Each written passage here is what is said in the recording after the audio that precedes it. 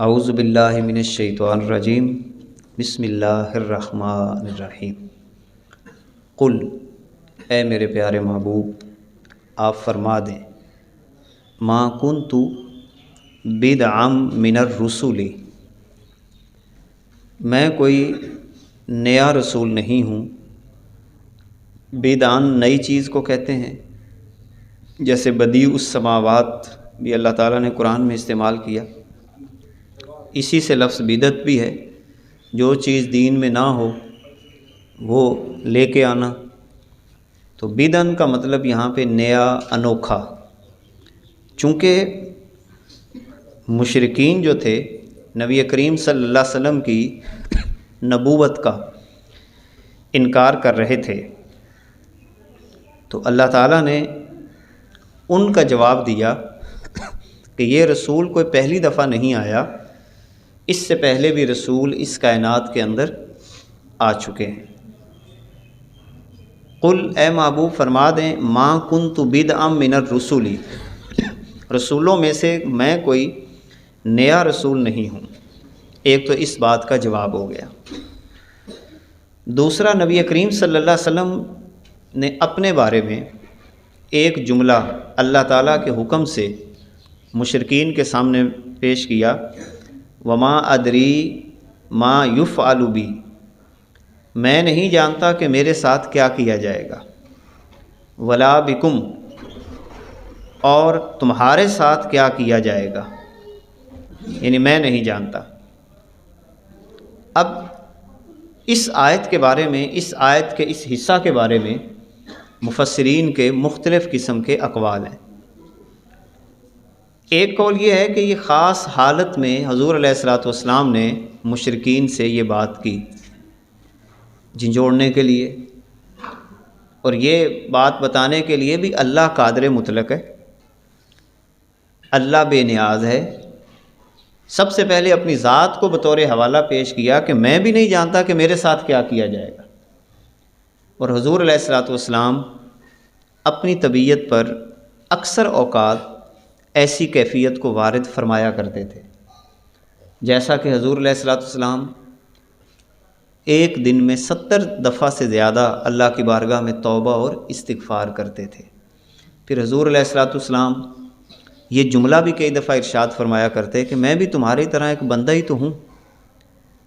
اور پھر آقا کریم علیہ الصلوۃ والسلام ہمیشہ سوائے خاص موقعوں کے عاجزی اور انکساری کا ہی ہمیشہ مظاہرہ فرمایا کرتے، یعنی اتنے بڑے بڑے تعارف پیش کرنے کے بعد بھی بخاری اور مسلم کی روایات میں حضور خود فرماتے ہیں کہ میں ہی وہ پہلا ہوں کہ جس کی بات اللہ سنے گا، مگر مجھے اس پہ کوئی فخر نہیں ہے۔ یعنی اتنا بڑا اعزاز قیامت کے دن جو حضور کو عطا ہونا ہے کہ اللہ جب کسی سے ہم کلام نہیں ہو رہا ہوگا، کائنات کے آقا صلی اللہ علیہ وسلم اللہ سے ہم کلام ہوں گے، تو حضور فرماتے ہیں مجھے اس پہ کوئی فخر نہیں ہے، میں ہی وہ سب سے پہلا ہوں کہ جس کے لیے قبر کو کھولا جائے گا، میں ہی وہ سب سے پہلا ہوں کہ جنت کا دروازہ میں کھٹکھٹاؤں گا اور میرے لیے کھولا جائے گا، اور میں ہی سب سے پہلے جنت میں داخل ہوں گا، مجھے اس پہ کوئی فخر نہیں ہے۔ میں انبیاء کا سردار ہوں، مجھے اس پہ کوئی فخر نہیں ہے۔ تو یہ ساری چیزیں، بلکہ حضور نے فرمایا الفقر فخری، الفقر فخری، فقر میرا فخر ہے۔ تو صوفیاء یہ کہتے ہیں کہ جو فقر ہے، فقر یہ انسان کی اللہ کی ذات کے ساتھ جو تعلق کا جو سب سے بڑی معراج ہے، وہ فقر ہے۔ اور فقر کا آغاز توحید سے ہوتا ہے، فقر کا آغاز توحید سے ہوتا ہے۔ اور توحید کا سب سے بنیادی نقطہ کیا ہے کہ بندے اور اللہ کے درمیان کوئی تیسرا شامل نہ ہو، اسے خالص توحید کہتے ہیں۔ بندے اور اللہ کے درمیان تیسرا کوئی شامل نہ ہو، اسے کیا کہتے ہیں؟ توحید۔ تو فقر کی ابتدا توحید سے ہوتی ہے، اور توحید کیا ہے کہ بندے اور اللہ کے درمیان کوئی تیسرا شامل نہ ہو، تو یہاں سے فقر کا آغاز ہوتا ہے۔ اور آگے فقر کے کتنے مقامات ہیں؟ یہ اس وادی میں آنے سے پتہ چلتا ہے، کیسے کیسے اللہ انکشافات کرتا ہے، کیسے کیسے اللہ تعالیٰ انسان کو شیشہ بناتا ہے، آئینہ بناتا ہے، پھر مومن کی خصوصیات اللہ تعالیٰ اپنے اس بندے کے اندر پیدا کرتا چلا جاتا ہے۔ مگر سب سے پہلا کام جو کرنے کا ہے کہ اپنے اور اللہ کے درمیان اپنے آپ کو بھی نکالنا ہے، اپنے نفس کو بھی نکال دینا ہے کہ میں بھی نہیں ہوں، لا الہ الا انت، لا الہ الا انت، نہیں ہے کوئی مگر تو، نہیں ہے مگر تو۔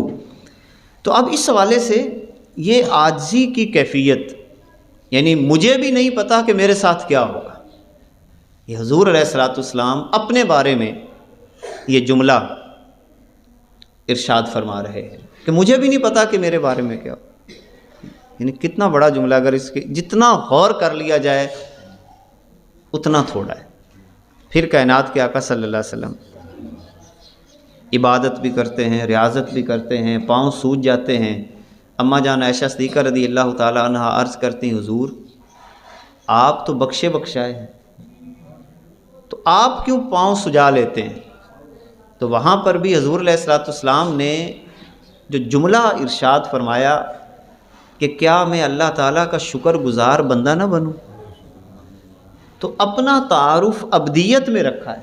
حالانکہ حضور خود فرماتے ہیں انا محمد، انا احمد، انا الماہی، انا الحاشر، اپنے مختلف تعارف کروائے ہیں، مگر سب سے بڑا تعارف جو اپنا پیش کر رہے ہیں کہ میں اللہ تعالیٰ کا بندہ ہوں، اللہ کا بندہ بننا چاہتا ہوں، تو مجھے نہیں پتا کہ میرے ساتھ کیا ہوگا۔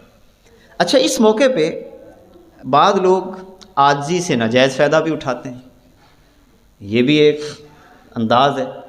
جب حضور نے یہ فرمایا کہ بھئی میں بھی تو سادہ سا بندہ ہوں اور تمہاری طرح ہوں، اور مجھے بھی نہیں پتا کہ میرے ساتھ کیا ہوگا، لو جی مشرکین نے ڈنڈورا پیٹنا شروع کر دیا اور کہنے لگے کہ لات اور عزا کی قسم، اپنے بتوں کی قسم اٹھانا شروع کر دی کہ اللہ تعالیٰ کے نزدیک ہمارا اور محمد کا ایک ہی جیسا حال ہے۔ یعنی اب انہوں نے ناجائز فائدہ اٹھایا حضور علیہ الصلوۃ والسلام کی عاجزی کا، انکساری کا۔ یہ برتن دھونے والوں کو اگر کہیں کہ خاموشی سے یہ کام کر لیں تو زیادہ بہتر۔ اچھا جی، حضور علیہ الصلوۃ والسلام نے جب یہ جملہ ارشاد فرمایا تو اب ان کی طرف سے یہ پروپوگنڈا ہونا شروع ہو گیا، بلکہ ایک موقع پر حضور علیہ الصلوۃ والسلام پر جب علم کا اعتراض کیا گیا کہ حضور کو تو پتہ ہی کچھ نہیں، مستند متفق علیہ روایت، جب حضور پر یہ اعتراض کیا گیا تو حضور ممبر پہ کھڑے ہو گئے، باقاعدہ کھڑے ہو گئے، فرمایا جو پوچھنا چاہتے ہو آج پوچھ لو، جو پوچھنا چاہتے ہو پوچھ لو۔ پھر حضور سے سوال کیے گئے، کسی نے کوئی سوال کیا، کسی نے کوئی سوال کیا، بلکہ ایک صحابی نے یہاں تک سوال کر دیا، حضور میرا باپ کون ہے؟ حضرت عمر رضی اللہ تعالیٰ عنہ گھٹنوں کے بل سرکار کے سامنے ہاتھ جوڑ کے بیٹھ گئے، حضور ہمیں پتہ ہے۔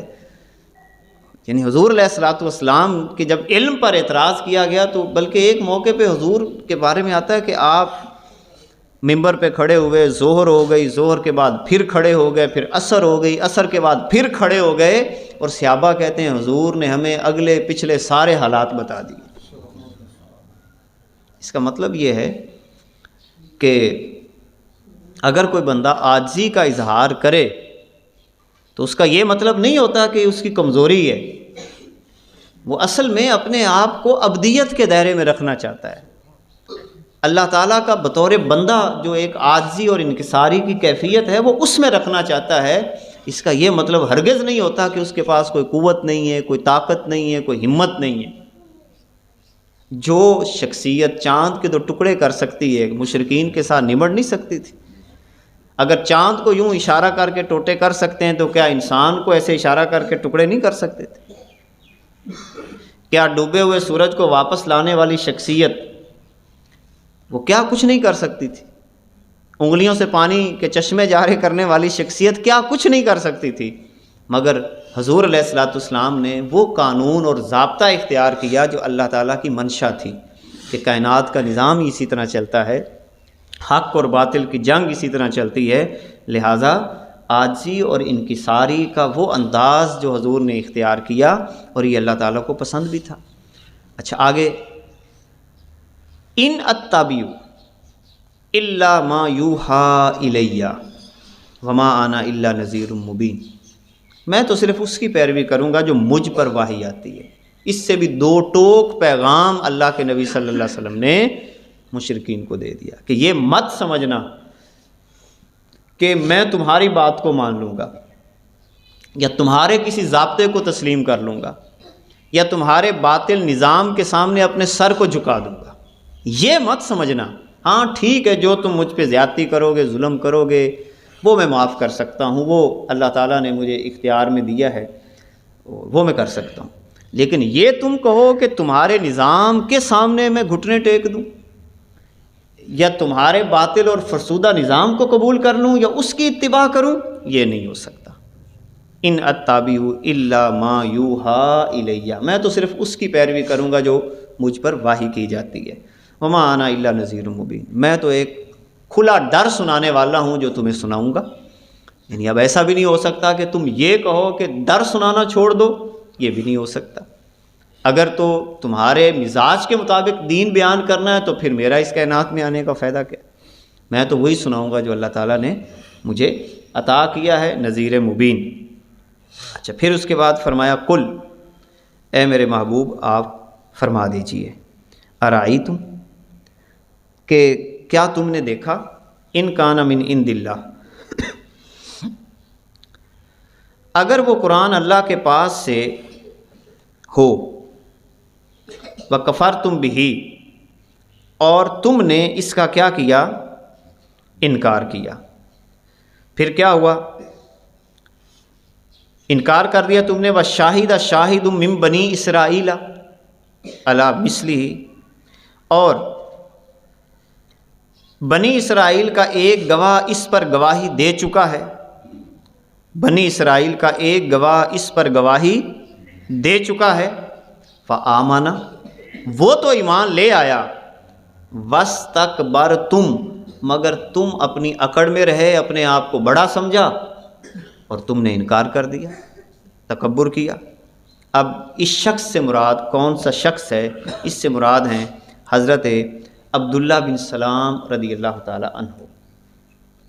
حضور علیہ الصلوۃ والسلام مدینہ منورہ میں جب آپ ہجرت فرما کر گئے تو وہاں پر حضرت عبداللہ بن سلام رضی اللہ تعالی عنہ، انہوں نے حضور علیہ الصلوۃ والسلام کی نشانیاں دیکھیں، آقا کریم علیہ الصلوۃ والسلام کے بارے میں جو پڑھا ہوا تھا وہ سارا کا سارا وہاں پہ مشاہدہ کیا، حضور علیہ الصلوۃ والسلام کے خطبہ بھی سنا، آقا کریم علیہ الصلوۃ والسلام کے وہ مبارک جملے جو آقا کریم علیہ الصلوۃ والسلام نے مدینہ منورہ میں تشریف لانے کے بعد سب سے پہلے کہے، ان جملوں کی تاثیر بھی محسوس کی، اور اس کے بعد انہوں نے باقاعدہ طور پر گواہی دی کہ آپ اللہ تعالیٰ کے سچے رسول ہیں۔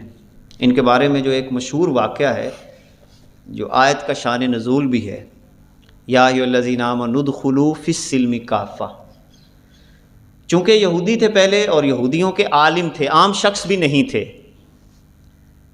یہودی مذہب کے اندر اونٹ کا گوشت نہیں کھایا جاتا تھا۔ اب مسلمان ہو گئے، مسلمان ہونے کے بعد جب ان کے سامنے اونٹ کا گوشت پیش کیا جاتا تو ناگواری کا اظہار وہاں پہ کیا کرتے، اونٹ کا گوشت نہیں کھایا کرتے، ایک طرف منہ کر لیتے۔ اب دیکھیں ذرا اسلام کا تقاضا کیا ہے، یہ نہیں کہ آدھے حکم مان لے اور آدھے نہ مانے، حالانکہ یہ کوئی لازمی بھی نہیں ہے، آج کوئی ہمارے اوپر اونٹ کا گوشت کھانا لازم تو نہیں ہے، مگر وہ چونکہ اس کو ناپسند کرتے تھے اس بنیاد پر کہ وہ پہلے مذہب میں نہیں کھایا کرتے تھے، باقی سارے اسلامی احکام پہ عمل کر رہے ہیں، صحابی ہیں، اللہ تعالیٰ نے قرآن کی آیت نازل کر دی، یا ایھا الذین آمنوا ادخلوا فی السلم کافہ، اسلام میں آنا ہے تو پورے پورے ہو کے آنا ہے، یہ نہیں کہ جو اپنی مرضی کی باتیں جو تمہاری پہلے تھیں تم ان کو بھی تسلیم کرتے رہو اور پھر کہو کہ ہم کچھ اسلام کی باتیں بھی مانیں. ایسا نہیں ہے. اسلام کے اندر اگر آنا ہے تو پورے ہو کے آنا ہے. تو حضرت عبداللہ ابن سلام رضی اللہ تعالی عنہ انہوں نے کیا کیا کہ گواہی دی باقاعدہ. تو اے محبوب آپ ان سے کہیں نا یہ قرآن اللہ تعالیٰ کے پاس سے ہے جس کا تم انکار کر رہے ہو، اور بنی اسرائیل کا ایک گواہ اس پر گواہی دے چکا ہے. فآمنا واستکبرتم ان اللہ لا یہدی القوم الظالمین. اللہ تعالیٰ ظالم قوم کو ہدایت عطا نہیں کرتا. ہدایت لینے کے لیے جو اصول اللہ تعالیٰ نے قرآن میں بیان کیے ہیں کہ سب سے پہلے اپنے آپ کو ظلم کے دائرہ کار سے باہر نکالنا ہوگا. نماز پڑھنا ہدایت نہیں ہے. حج یا تسبیحات کر لینا یہ ہدایت نہیں ہے. ہدایت ایک اور شے کا نام ہے جو اللہ اور بندے کے درمیان ایک خاص تعلق کو قائم کرتی ہے، وہ رہنمائی ہے، اور اس کا ذکر اللہ تعالیٰ نے قرآن میں کیا. اہدنا الصراط المستقیم صراط الذین انعمت علیہم. اے اللہ ہمیں سیدھے راستے کی ہدایت دے. اور ہدایت کون سی؟ راستہ ان لوگوں کا جن پر تو نے انعام کیا.